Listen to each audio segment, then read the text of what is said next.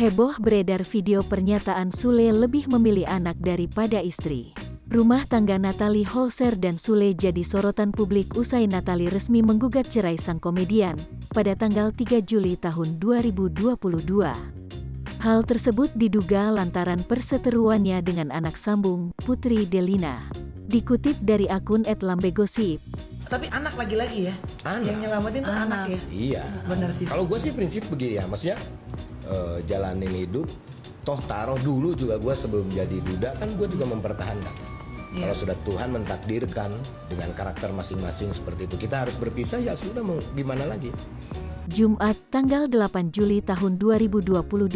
Dalam video tersebut Sule justru memilih sang anak dibandingkan pasangan.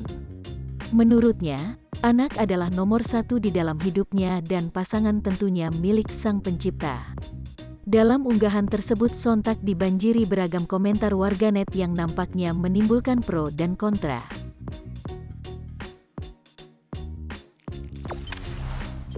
Jangan lupa subscribe, share, komen, dan like ya!